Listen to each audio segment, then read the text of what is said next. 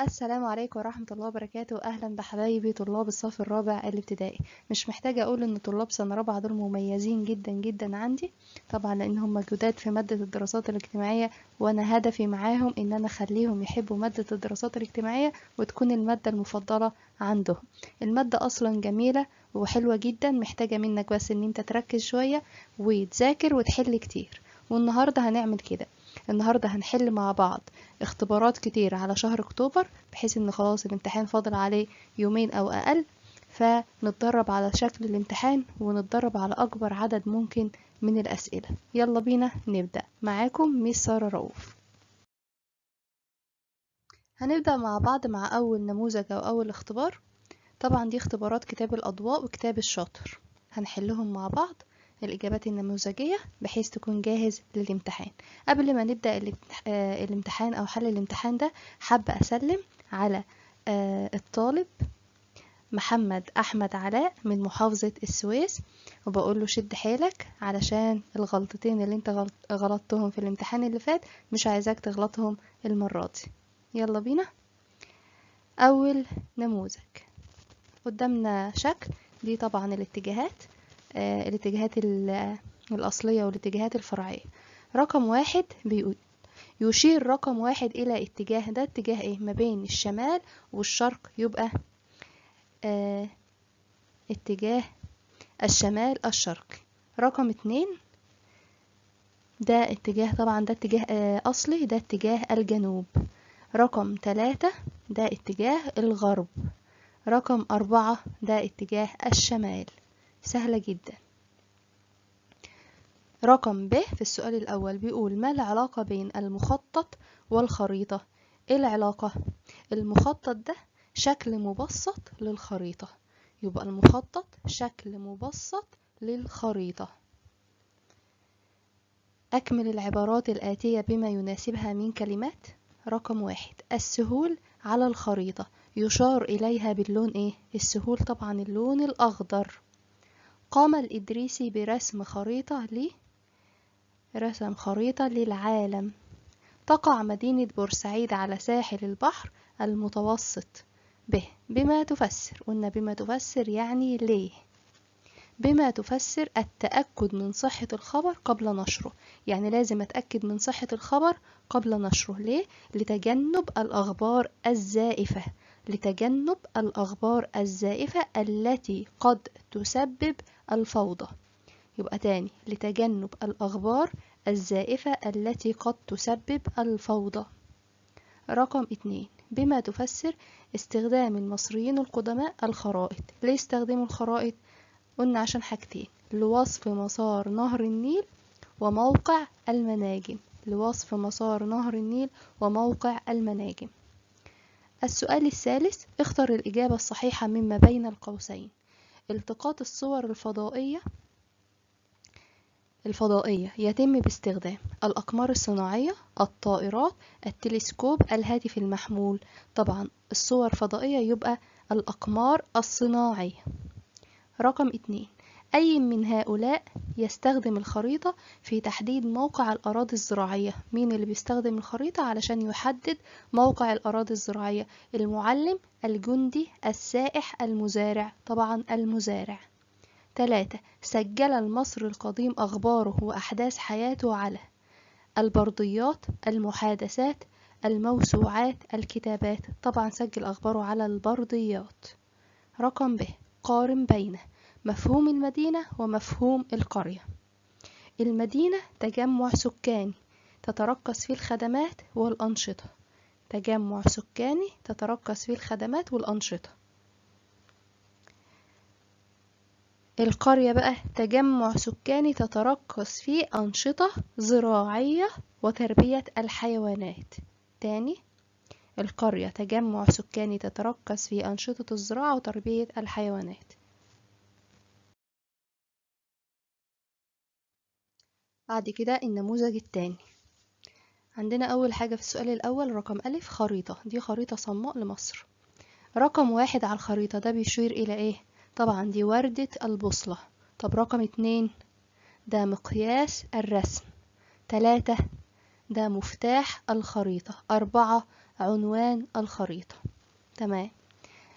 رقم ب، دلل على صحة العبارة الآتية، يعني اثبت ان الكلام الجاي ده صح. تتنوع استخدامات الأرض في مصر. تتنوع استخدامات الأرض في مصر. قلنا توجد مناطق زراعية ومناطق صناعية ومناطق سياحية ومناطق ترفيهية ومناطق سكنية. يبقى الأرض دي في منها أنواع، يا إما زراعية، صناعية، سياحية، ترفيهية، وسكانية. رقم ب، السؤال الثاني قصدي. رقم ألف، اكتب كلمة صواب أمام العبارة الصحيحة وكلمة خطأ أمام العبارة غير الصحيحة. رقم 1، الكتاب الذي كتبه مؤرخ وقت الحدث يعد أحد المصادر الأولية. طبعا الإجابة صح لأنه اتكتب وقت الحدث. طيب لو كان اتكتب بعد الحدث بفترة كان هيبقى مصدر ثانوي، بس كده في الامتحان الإجابة صح لأنه اتكتب وقت الحدث. رقم 2، تساعد الخريطة الجندي في تحديد المواقع العسكرية. صح. 3، تعد المناطق الزراعية في مصر ثورة قومية يجب الحفاظ عليها. طبعا صح. ب، حدد أوجه التشابه والاختلاف بين المصادر الأولية والمصادر الثانوية. يعني هما بيشبهوا بعض في ايه وبيختلفوا في ايه؟ بيشبهوا في بعض في ان الاتنين مصادر لجمع المعلومات. الاتنين بستخدمهم عشان اجمع معلومات، يبقى مصادر لجمع المعلومات. طيب الاختلاف بقى، المصادر الأولية قلنا يصعب الحصول عليها أحيانا، بينما المصادر الثانوية متوفرة ويسهل الحصول عليها. يبقى الأولية صعبة والتانية سهلة. السؤال الثالث، اكتب ما تشير إليه العبارات الآتية. يشير إلى النسبة بين المسافة على الخريطة وما يقابلها على أرض الواقع. ده مقياس الرسم. مصادر قامت بتسجيل الحدث بعد وقوعه بفترة زمنية طويلة. بعد وقوعه بفترة زمنية طويلة على طول تبقى مصادر ثانوية. اتجاهات تقع بين الاتجاهات الأربعة الأصلية تبقى الاتجاهات الفرعية. بما تفسر. استخدم المصريين القدماء النجم القطبي الشمالي. استخدموه ليه؟ لتحديد الاتجاهات ليلا. لتحديد الاتجاهات ليلا. 2، أهمية الخريطة للسائح. تساعده في الوصول إلى الأماكن السياحية. تساعده في الوصول إلى الأماكن السياحية. بعد كده النموذج الثالث. السؤال الأول، مفيش خريطة هنا. أكمل العبارات الآتية بما يناسبها من كلمات. برع الإنسان قديما في تحديد الاتجاهات الأصلية اعتمادا على الشمس وعلى النجوم. يبقى الشمس والنجوم. تساعد الخريطة معلمة نقط في الشرح. طبعا معلمة الدراسات الاجتماعية. رقم 3، الكتب والموسوعات أحد أنواع المصادر الثانوية. ب، دلل على صحة العبارات الآتية. زي ما قلنا هات الدليل على الكلام ده. لعلماء العرب دور كبير في رسم الخرائط. ايه الدليل؟ الدليل ان الإدريسي أول من رسم خريطة للعالم. الإدريسي أول من رسم خريطة ايه للعالم. 2، براعة المصريين القدماء في علم الفلك. ايه الدليل؟ استعانتهم بالنجم القطبي الشمالي لتحديد الاتجاهات ليلا. يبقى استعانت المصريين القدماء بالنجم القطبي الشمالي لتحديد الاتجاهات ليلا. السؤال الثاني، اختر الإجابة الصحيحة مما بين القوسين. 1، أي المدن التالية تقع على ساحل البحر المتوسط؟ أسوان، بورسعيد، الغردقة، شرم الشيخ. طبعا بورسعيد. أي من الأماكن التالية يعد من المناطق الترفيهية؟ المدارس ولا المستشفيات ولا الأندية الرياضية ولا المتاحف؟ طبعا ترفيهية، يبقى الأندية الرياضية. 3، أي مما يلي يعد أحد المصادر الثانوية لجمع المعلومات؟ البرديات، النقوش الأثرية، الأماكن الأثرية، الأفلام التاريخية. أول 3 دول مصادر أولية، يبقى الأخيرة هي الثانوية اللي هي الأفلام التاريخية. ب، وضح أهمية كل من. وردة البوصلة بستخدمها في إيه؟ تساعد في تحديد موقع الأماكن والاتجاهات على الخريطة. تساعد في تحديد موقع الأماكن والاتجاهات على الخريطة. 2، مفتاح الخريطة يشرح معنى الرموز والألوان المستخدمة في الخريطة. يشرح معنى الرموز والألوان المستخدمة في الخريطة. السؤال الثالث، اكتب كلمة صواب أمام العبارة الصحيحة وكلمة خطأ أمام العبارة غير صحيحة.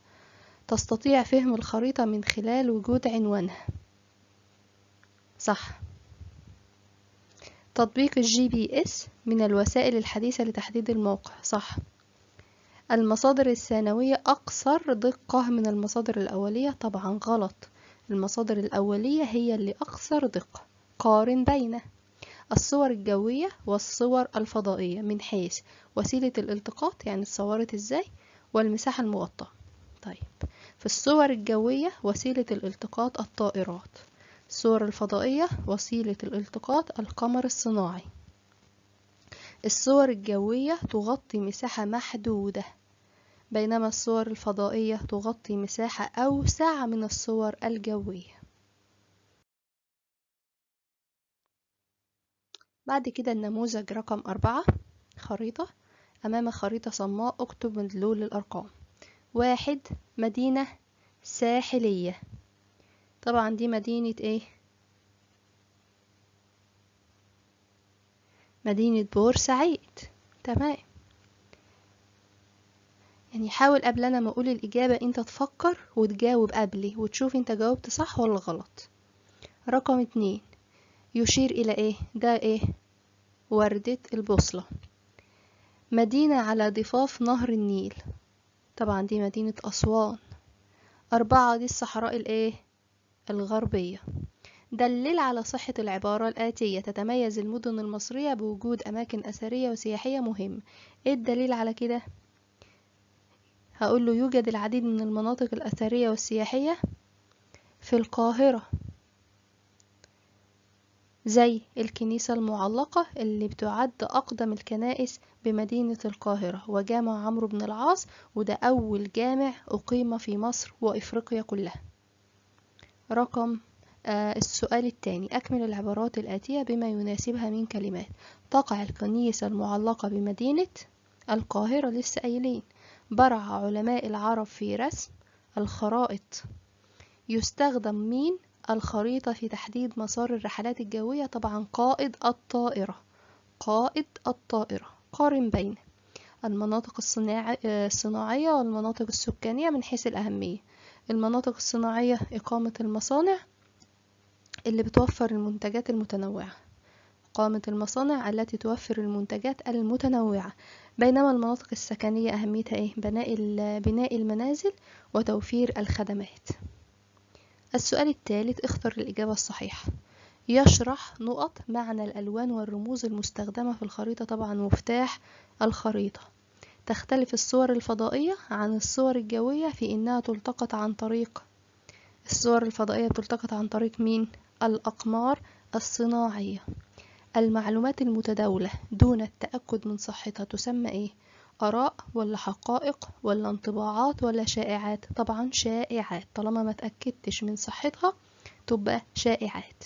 ما المقصود بالمصادر الأولية؟ دي مصادر سجلت زمن وقوع الحدث وتتميز بالدقة. مصادر سجلت زمن حدوث الحدث وتتميز بالدقة. الخريطة رسم مصغر يوضح سطح الأرض أو جزء منه باستخدام الرموز والألوان وبمقياس رسم محدد. تاني، الخريطة رسم مصغر يوضح سطح الأرض أو جزء منه باستخدام الألوان والرموز ومقياس رسم محدد. النموذج رقم 5، أمام خريطة صماء لمصر اكتب مدلول الأرقام. رقم 1 ده البحر ايه؟ البحر الأحمر. 2 نهر النيل. 3 الصحراء الشرقية. 4 دي مدينة ايه؟ يلا فكروا بسرعة. مدينة شرم الشيخ. مدينة شرم الشيخ. بما تفسر استقرار المصريين القدماء على ضفاف نهر النيل. ليه؟ بسبب وفرة المياه العذبة، بسبب وفرة المياه العذبة والتربة الخصبة. السؤال الثاني، اكتب كلمة صواب أمام العبارة الصحيحة وكلمة خطأ أمام الغير صحيحة. 1. تعد البرديات والنقوش أحد المصادر الثانوية، طبعا غلط، دي المصادر الأولية. 2. النجم القطب الشمالي يشير إلى اتجاه الغرب، غلط، إلى اتجاه الشمال، عشان كده سميته قطب شمالي. 3. تساعد الخريطة المزارع في تحديد موقع الأراضي الزراعية، صح. معنى أو ما المقصود به؟ 1. الاسترلاب. قلنا الاسترلاب أداة فلكية قديمة استخدمت لتحديد الاتجاهات والمواقع من خلال النجوم. أداة فلكية قديمة استخدمت لتحديد الاتجاهات والمواقع من خلال النجوم. المخطط، وصف مكان عن طريق رسم مصغر له من الأعلى. رسم مكان عن طريق أو وصف مكان عن طريق رسم مصغر له من الأعلى. السؤال الثالث، أكمل العبارات الآتية. 1. يعد الاتجاه الشمالي الغربي من الاتجاهات الفرعية. طالما من كلمتين على طول فرعي، كلمة واحدة أصلي، اتجاهات أصلية. 2. اتجاه فرعي يقع بين اتجاه الشمال والشرق، يبقى شمالي شرقي، سهلة. يشير اللون الأزرق على الخريطة إلى المسطحات المائية. أجب عن السؤالين الآتيين. حدد أهمية الخريطة للمهندس. بيستخدمها في التخطيط لإنشاء المباني والطرق. التخطيط في إنشاء المباني والطرق. وضح أوجه الاختلاف بين الصور الجوية والصور الفضائية. هقول الصور الجوية يتم التقاطها بواسطة الطائرات، بينما الصور الفضائية يتم التقاطها عن طريق الأقمار الصناعية. الصور الجوية تغطي مساحة محدودة من سطح الأرض، الصور الفضائية تغطي مساحة أوسع من الصور الجوية. بعد كده الكتاب الثاني أول اختبار. السؤال الأول، أمامك شكل يمثل الاتجاهات الأصلية والاتجاهات الفرعية، اكتب المدلول. 1، ده 1 تحت خالص، ده اتجاه طبعا الجنوب. 2، اتجاه ايه ما بين الشمال والشرق، يبقى الاتجاه الشمالي الشرقي. 3، ما بين الشمال والغرب، يبقى الشمال الغربي. السؤال الثاني، اكتب كلمة صح أمام العبارات الصحيحة وكلمة خطأ أمام العبارات غير الصحيحة. تهتم مادة الدراسات الاجتماعية بدراسة الإنسان وعلاقته مع البيئة، صح. استخدم الناس قديما النجوم لمعرفة الاتجاهات أثناء الليل، صح. عند وقوفنا أمام الشمس وقت الشروق يعني ذلك أننا نتجه نحو الشرق. وقت الشروق، صح، طبعا صح. قلنا هنقف قدام الشمس وده هيبقى اتجاه الشرق، عكسه الغرب. السؤال الثالث، بما تفسر أهمية النجم القطب الشمالي عند المصريين القدماء. أهميته إيه؟ استخدموا المصريين القدماء في تحديد الاتجاهات ليلا. أهمية البوصلة الرقمية في الهواتف الذكية، تستخدم في تحديد الاتجاهات بسرعة ودقة أكبر. تستخدم في تحديد الاتجاهات بسرعة ودقة إيه؟ أكبر. السؤال الرابع، أجب عما يأتي. دلل، رقم 1، دلل على براعة المصريين القدماء في علم الفلك. قلنا استعانوا، الدليل على كده انهم استعانوا بالنجم القطب الشمالي لتحديد الاتجاهات ليلا، او لتحديد الايه المواقع والاتجاهات ليلا. ما المقصود بالبوصلة؟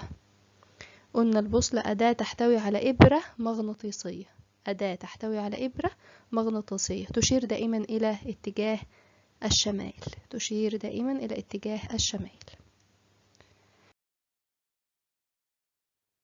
الاختبار الثاني، أمام خريطة صماء لمصر وضح ما تدل عليه الأرقام. عاصمة مصر طبعا مدينة الايه القاهرة.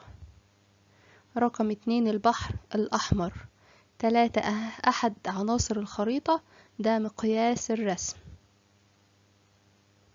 بعد كده السؤال الثاني، اختر الإجابة الصحيحة. يدل اللون نقط في الخريطة على المرتفعات، الأزرق، البني، الأصفر، الأخضر، طبعا البني. يمكننا تحديد المسافات بين الأماكن على الخريطة من خلال مقياس الرسم. يستخدم نقط الخريطة في تحديد ملكية الأراضي، طبعا ده المزارع. السؤال الثاني، دلل تعدد عناصر الخريطة. ايه الدليل على كده؟ هقول له حيث تتكون عناصر الخريطة من عنوان الخريطة، مفتاح الخريطة، مقياس الرسم، ووردة البوصلة. 2 اختلاف الألوان على خريطة مستويات سطح الأرض، الألوان مختلفة. هقول له ايه؟ حيث اللون البني يشير إلى المرتفعات، واللون الأزرق إلى المسطحات المائية، واللون الأخضر إلى السهول. السؤال الرابع، وضح أهمية الخريطة للمهندس. لسه مجاوبين عليه في امتحان قبل كده. يستخدمها المهندس في التخطيط للمباني والطرق. ماذا يحدث إذا رسمت الخريطة بدون مفتاح له؟ هقوله لن نستطيع معرفة معنى الرموز والألوان المستخدمة في الخريطة. لن نستطيع معرفة الرموز والألوان المستخدمة في الخريطة.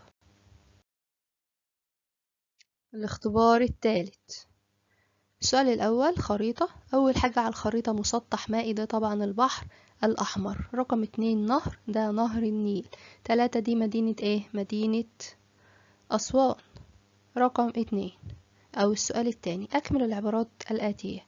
قامت عالمة الفلك المسلمة بتطوير الاسترلاب. مين هي؟ مريم الاسترلابي. 2 أول من رسم خريطة للعالم من العلماء العرب المسلمين هو الإدريسي. كان الاسترلاب يستخدم قديما في تحديد اتجاه القبلة. هكتب واحدة من استخداماته مثلا. السؤال الثالث، اذكر سبب واحد لكل من. 1 اهتمام المصريين القدماء برسم الخرائط. اكتب له مثلا ايه؟ هو عايز 1، وانا عندي 2 تحديد مسار النيل او تحديد مواقع المناجم. اكتب واحدة منهم. 2 أهمية نظام الGPS في حياتنا اليومية، يساعد في تحديد الاتجاهات والمواقع. السؤال الرابع، أجب. 1 ما العلاقة بين استخدام الأقمار الصناعية ورسم الخرائط؟ الأقمار الصناعية تستخدم في التقاط الصور الفضائية التي تستخدم في رسم الخرائط. طيب، ما الفرق بين الصور الجوية والصور الفضائية؟ لسه برضو مجاوبين عليه. قلنا الصور الجوية يتم التقاطها عبر الطائرات، بينما الصور الفضائية يتم التقاطها بواسطة الأقمار الصناعية. الصور الجوية تغطي مساحة محددة من سطح الأرض، بينما الصور الفضائية تغطي مساحة أوسع من الصور الجوية. هذا كده الاختبار الرابع. خريطة برضو في السؤال الأول، البحر ده حفظناه بقى، البحر الأحمر. 2 نهر النيل. 3 مدينة، دي طبعا مدينة القاهرة. ما المقصود بالآثار التاريخية؟ ايه هي الآثار التاريخية؟ أي حاجة سابها لنا قدماء المصريين، يبقى هي كل ما تركه لنا القدماء من مباني وتماثيل وأهرام وغيرها. السؤال الثاني، اختر الإجابة الصحيحة. 1 المعلومات المتداولة دون التأكد من صحتها. معلومات انتشرت من غير ما أتأكد من صحتها. حقائق ولا آراء ولا شائعات ولا انطباعات؟ طبعا شائعات. 2 من المصادر السنوية لجمع المعلومات. سنوية، مقالات، نقوش أثرية، برديات، وثائق رسمية. طبعا المقالات. السؤال الثالث، بما تفسر. اهتمام الدولة بتقديم المعلومات الرسمية الصحيحة. ليه؟ من أجل مساعدة المواطنين في التمييز بين الحقائق والشائعات، عشان المواطنين اللي هم احنا نتأكد إذا كانت المعلومات دي حقيقية ولا شائعات.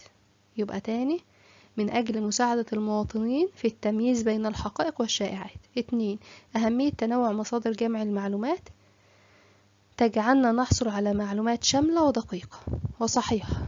السؤال الرابع، أجب عما يأتي. 1 ماذا يحدث إذا اعتمد المواطنين على الأخبار غير المؤكدة من مواقع التواصل؟ إيه اللي هيحصل لو اعتمدنا على الأخبار اللي مش متأكدين من صحتها؟ هنعمل شائعات قد تسبب الفوضى والخوف بين المواطنين.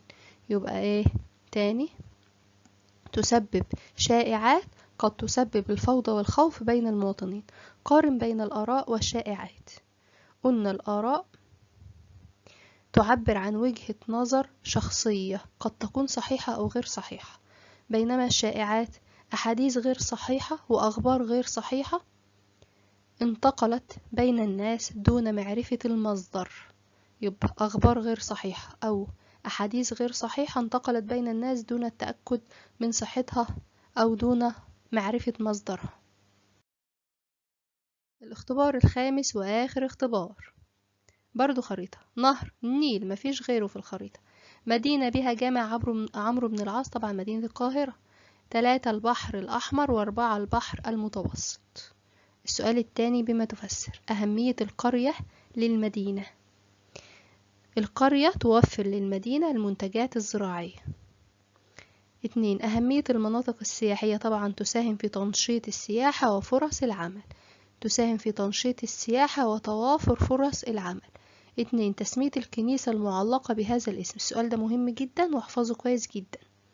هقوله لأنها بنيت فوق برجين من بقايا حصن عسكري قديم.